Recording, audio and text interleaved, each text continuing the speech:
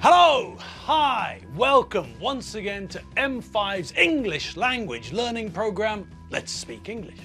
I'm Gav Duncan. I'm here on your TV screen to help you learn English. Now, are you sitting comfortably? Yes? Good.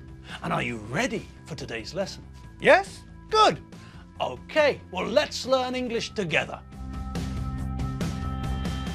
Okay, so how are you all today? Are you all having fun? Are you all pleased? Pleased to be here in the middle of the week, here between Colossus's legs. I hope he's dressed properly. Anyway, here we all are. It's another Wednesday, and that's not the greatest thing in the world. Not when our favorite day of the week is Friday, and it's still waiting, 2 days away. Still, never mind, we can't do anything about it, can we? I mean, we know that Superman has that ability. He can do that. He can reverse time. And Adam, the camera technician, keeps on banging on about some bloke called Flash, who also knows how to spin the world backwards. I think Flash is the young man who used to help Batman. Or was that the name of the guy who worked with Napoleon Solo? No, of course not. That was Kojak, wasn't it? Well, it was either Kojak or Ilya Kuryakin, someone like that. Anyway, that doesn't matter, does it? No. As we've discussed before, if we get Superman or this bloke Flash to zip around the Earth the wrong way, then okay, they can make time travel backwards. But even then, we have to start time in the right direction sometime, don't we? Yes. And for another thing, just think what would happen if we lived our lives in reverse. Imagine coming out of a shower smelly and dirty. Imagine watching TV in reverse. I mean, okay, we'd all become younger, not older. But, well, imagine eating in reverse.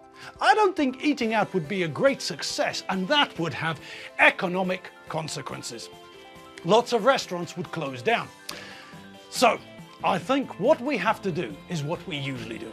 Stand up straight, with our shoulders back, chest out, head held high, look Wednesday in the eye, and get on with it. All right, now we have to check a few things that are connected to Eddie Finn, don't we? We saw that interview that Eddie had with the policeman, and we know that Eddie was given a caution. The police cautioned Eddie. But there are still a couple of items of vocabulary that I think we should check, just to make sure that everyone knows everything that we should know. So, let's have a look at some of that vocabulary again. All right, well, for one thing, the policeman used the word till, which is just an informal way of saying until. But you all worked that out already, didn't you? Now, what does until mean? Well, we all know that one too, don't we? Until means up to a certain point in time. So, you know that at work you have until, oh, I don't know, 5 o'clock to finish the report that your boss needs. So when we hear the word till, we know that it's the same as until, but it's more informal, less formal. If you're having a test at school, the teacher might say something like, "You've got 45 minutes to finish the test. It's 10 o'clock now, so you've got until 10:45 to finish the test."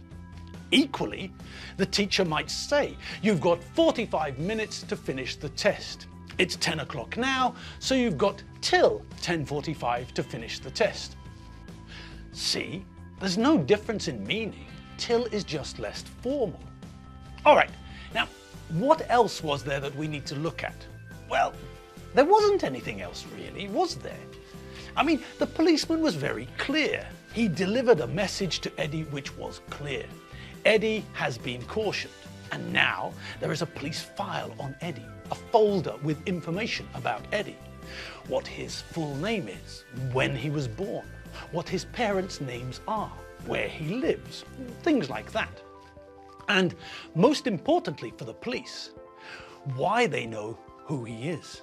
The police don't have any information on you unless you did something which caught their attention. If the police don't know who you are because you haven't done anything wrong, and you've never been in trouble with the police, then that means that the police don't have a file on you. If, on the other hand, you got into trouble with the police, then, as we saw with Eddie, the police caution you and write information down about you in your file. Now this means that the police have a record of who you are and what you did. And, as the policeman mentioned, as he told Eddie, if Eddie gets into trouble again with the police, he won't get off. He won't escape with just a warning. This warning, this caution only happens once. The next time that Eddie gets into trouble with the police, if there is a next time, he won't get a warning, but he'll have to go to court. And, as the policeman told Eddie, if he does something criminal again and gets caught by the police, when he goes to court, the police will tell the court about his record, his file. Now, let's just check a couple of those phrases and then we can move on. So, the first thing we need to look at is the idea of someone turning over a new leaf. Now, this is a phrase which comes from the idea of a page or a leaf in a book. When we normally talk about leaves, the plural of leaf, we're normally talking about the things we see on trees, the green things that you can see on tree branches, the things that fall off in the autumn and which grow again in the spring. These things. Okay, so that's what we normally think of when we think of a leaf. But we also sometimes use the word leaf to talk about a single page in a book, and that's the connection to the phrase. What the phrase means, what it means when we say that someone has turned over a new leaf, or what it means if we say that someone is going to turn over a new leaf, is just what you'd imagine when you turn the leaf of a book. That's right, it's the same idea. Imagine that you're writing in a book. When you turn the page, the next page is blank, isn't it? Yes, and that means that you can start again. This page is blank, it's waiting for you to write on it. So the slate is clean, the page is clean, it's possible for you to make a fresh start. All right, now, something new, something we haven't seen before. What haven't we looked at recently? Who can think of something that we haven't looked at for a while? Yes, that's right, grammar. We haven't had a look at any new grammar, any really new grammar for ages, have we? Okay, all right, and that's what we're going to do now. But first, just to make sure that we're all on the same page, let's have a brief run through of what we've already seen. So, let's have a quick think about what we've seen in terms of English tenses, shall we?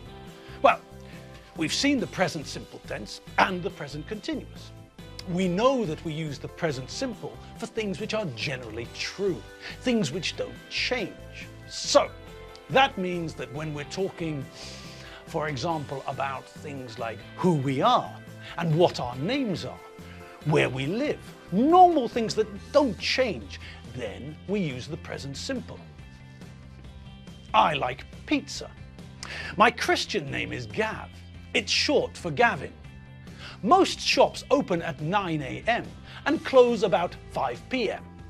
The sun doesn't go around the earth. The earth goes round the sun. All right, now, what do we know about using verbs in the present simple?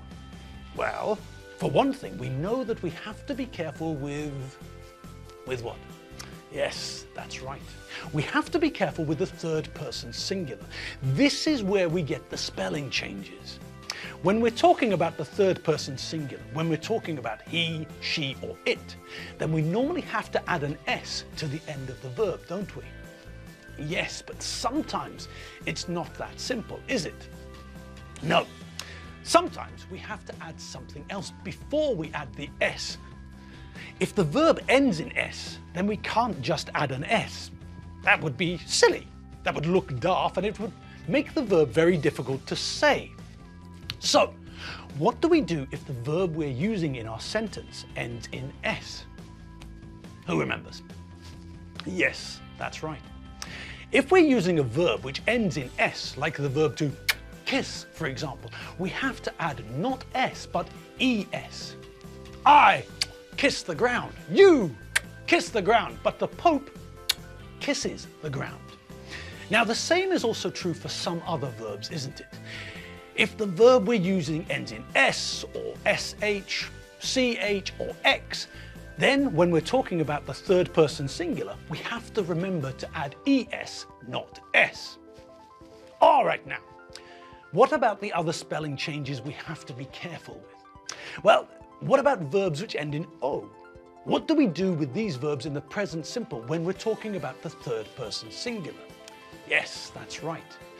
If the verb ends in an o, like the verb to go, for example, then we do the same thing. Instead of adding an s, we add es.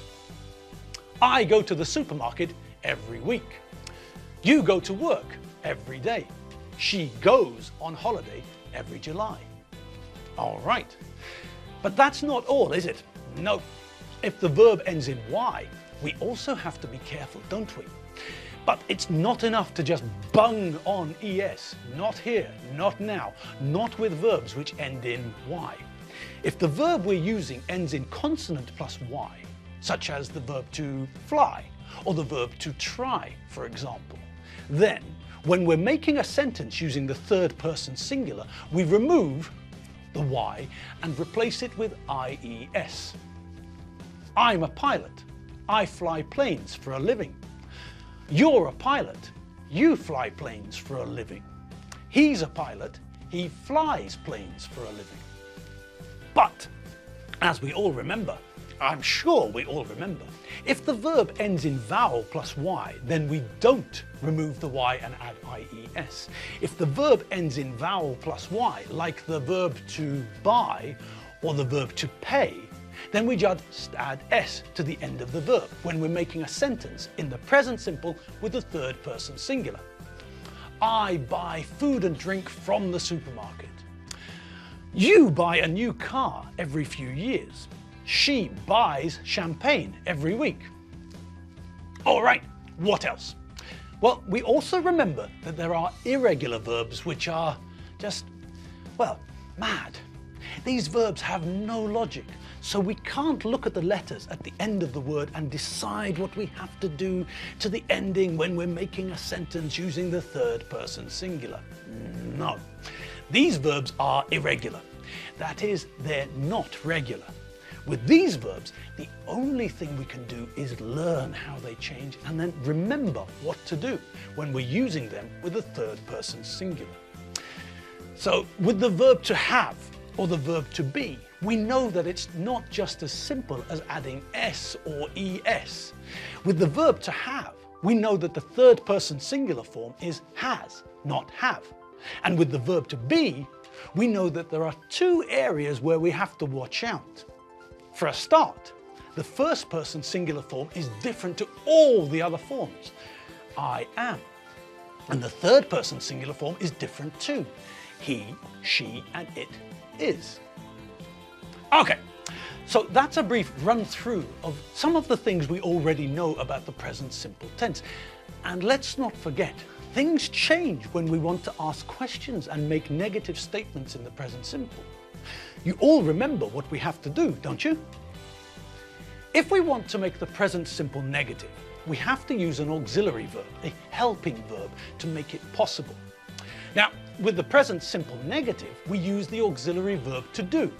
So, when we want to make a negative sentence in the present simple, we start, as normal, with the subject. I, you, Chief Mangasuta Buthelezi, or whoever else.